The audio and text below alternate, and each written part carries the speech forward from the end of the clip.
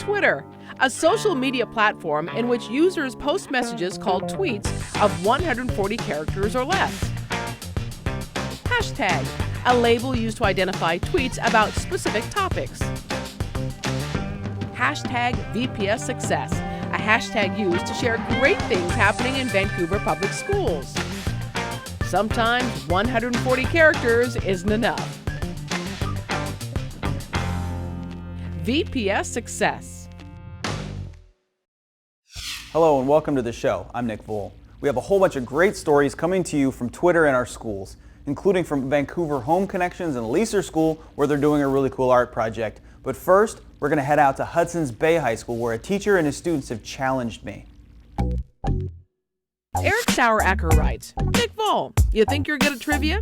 Come take on the Hudson's Bay High School Knowledge Bowl squad this week.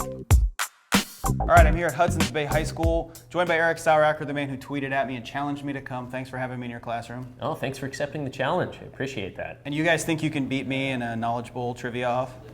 Yeah, I think we can do it. Okay, and you guys are the Hudson's Bay High School Knowledge Bowl team. Second in state, is that what I understand? That's correct. Absolutely. Why do you guys like to do this? Why be in Knowledge Bowl? It's really just interesting and fun to just display your knowledge, you know. And I like the challenge of it. I like the feeling that you get when you're just under pressure trying to come up with these answers. And the meets themselves, just being able to be with some people who you have fun with. It's a different atmosphere for sure than you are used to at school normally. So. And the competition's fun, I imagine. Yeah, the competition's a lot of fun. And for me, it's kind of like, I'm involved in some other stuff at school, but this is kind of like my fun club, you know? I get to have fun in this one. It's like, it's not as much responsibility as other clubs, but it's just like a lot of fun, you know? You just go to all these meets and talk to all these people, and it's like, it's very nerdy, which I love, so. Yeah, a few opportunities to quantitatively crush people and measure your intelligence. Yes. You're like, yes, we are 10 points smarter than you. It's good. So, Mr. Saueracker, why don't you tell me, I mean, it's got to be pretty rewarding for you as a coach to see your students succeed like this. Yeah, sort of. Unlike, sports, you know, you're out there coaching and you're timing them and you're giving them the workouts. Here I just ask endless questions and I'm just astounded that these young people know this. This is none of this is my doing. Mm-hmm. This is all them outside of school. I just sit there and stare at them amazed, like, how do you know that? And they do. All during the championship round, I was trying to compete against them, and they crushed me. I was sitting there in the back like, nope, don't know it. And then they'd pull something out of their hats, and it was pretty impressive. So, Mr. Saueracker, why don't you tell us what the rules are going to be, since we're getting close to trivia time? All right, excellent. So I read the question. You can buzz in before the question is done. If you choose to do that, you don't get to hear any more of the question. You have to answer it at that moment. If you buzz in, let's say they buzz in first, and you buzz in as well before the question is done, you have to answer it with that given amount of information. If you choose to wait on buzzing in, if they miss it, you can have me reread the question, and you get a second shot at it. Are you guys ready to lose? I think you should be getting ready to lose right now with them back there. That was the nicest trash talk I've ever heard. I think you should be ready to lose. Yeah. All right, let's do this. Let's do it. All right.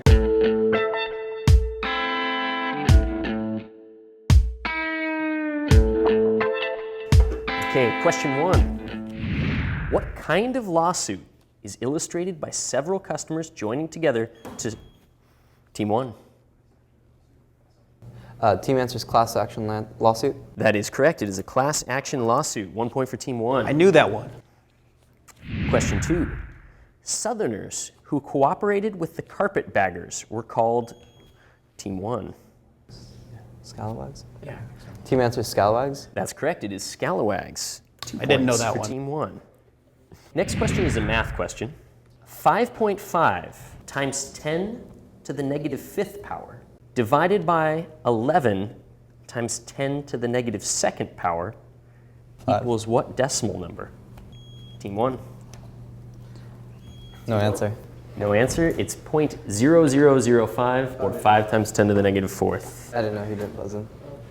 Yeah. I recognize that those are numbers, but I don't know if I can count All that. right, no point on that one. It's 2-0 at the moment.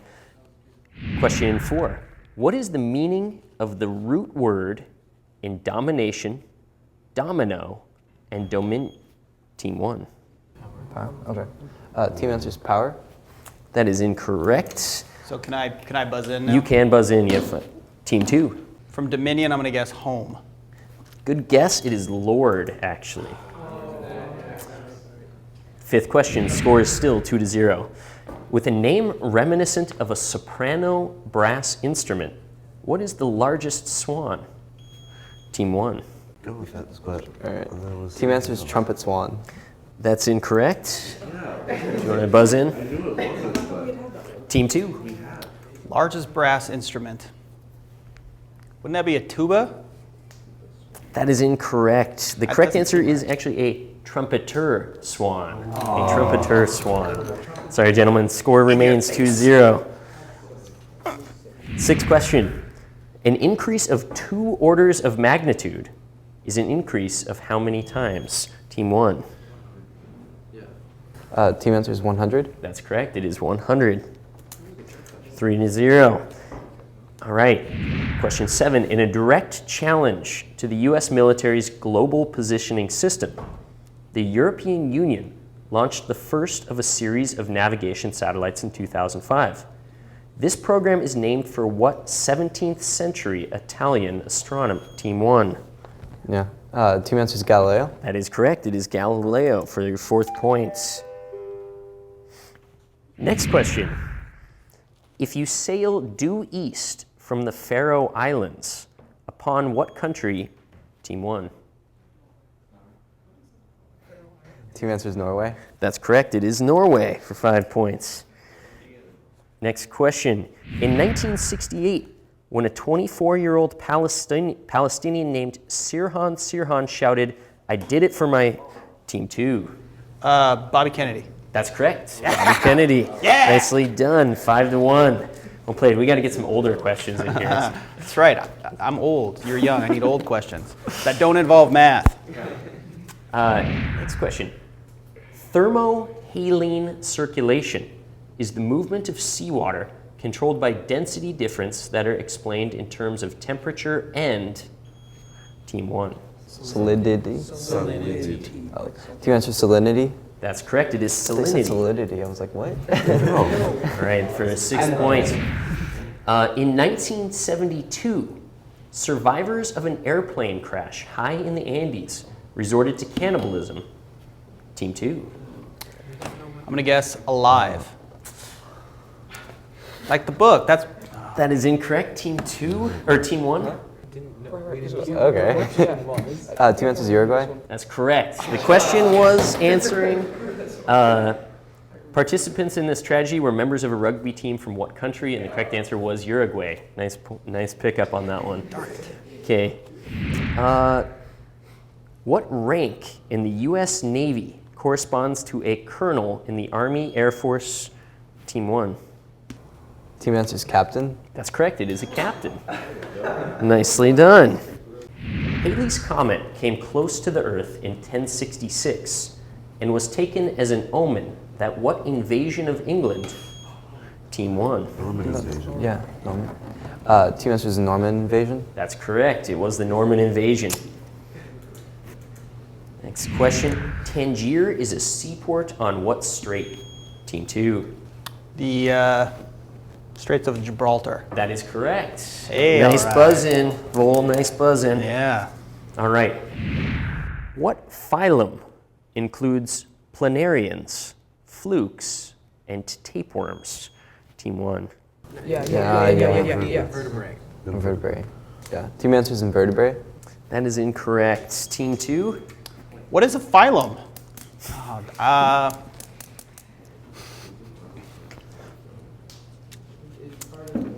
No answer. I have no idea. That's the tough All right. question. The correct answer would have been platyhelminths. An acceptable answer would have been flatworms, however. All right. In the results of a major study released in 2006, drinking coffee was found to reduce the risk of Team 1. No. Go with prostate. Team answers heart disease. That is incorrect. Team 2. I think it's prostate cancer. That is incorrect. I'll finish the question and see if you guys get it. Drinking coffee was found to reduce the risk of what liver disease associated with alcohol? Cirrhosis was the correct answer. All right, score stays the same, 7-2. About the same time that John Wilkes Booth fired his fatal shot, Lewis Powell and David Harold were approaching the Washington home of what secretary? Team 1.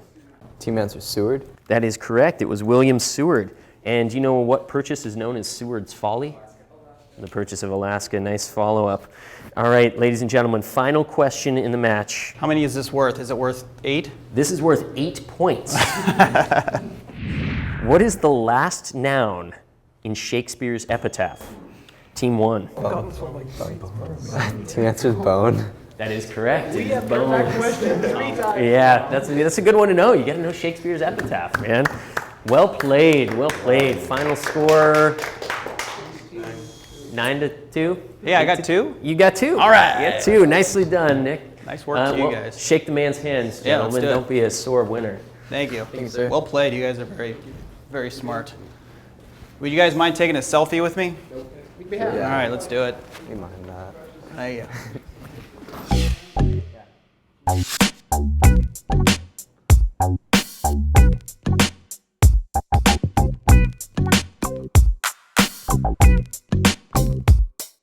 Miss Damiano posts, congratulations to the Skyview Mr. and Mrs. contestants for raising over $80,000 for the Make-A-Wish Foundation. The annual pageant is a big deal for the students and Make-A-Wish. Ed Sawyer tweets, exceptional educators at Safeco Field. You can see he got to be on the field. Ed was also just named the Regional Classified Employee of the Year.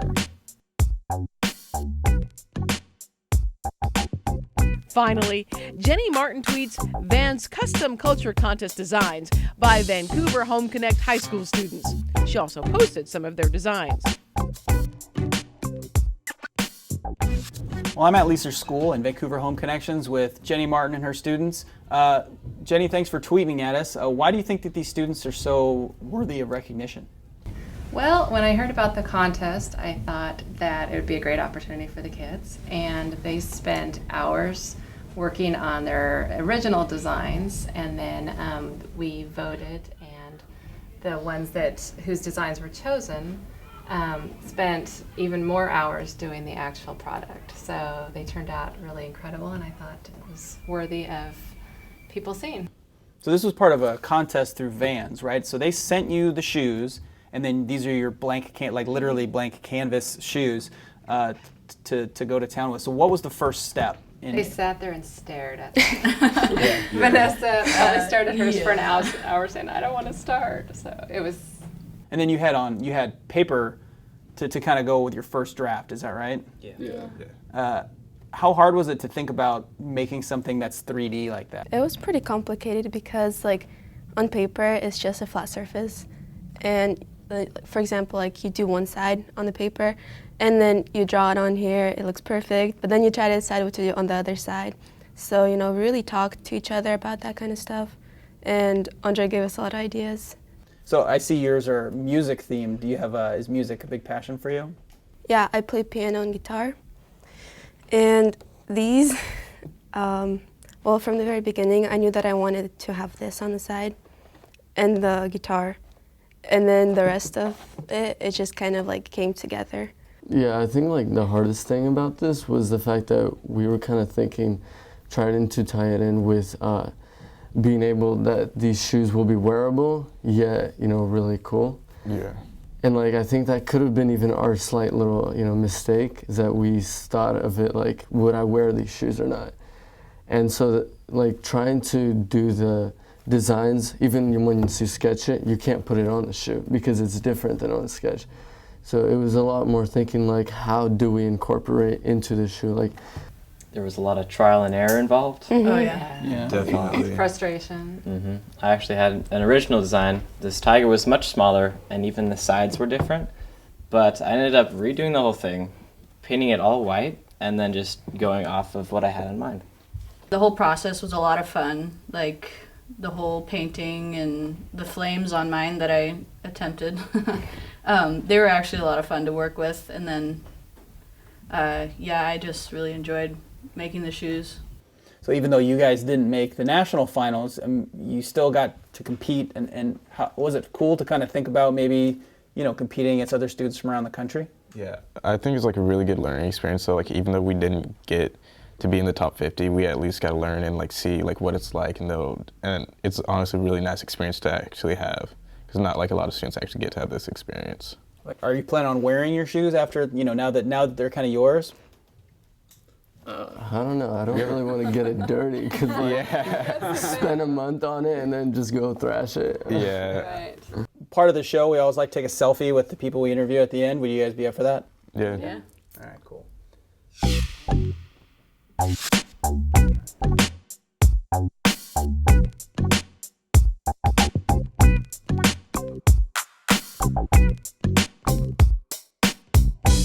If you're a Vancouver Public Schools employee and tweet using the hashtag VPS Success, you could win a $50 gift certificate donated by Beach's Restaurant.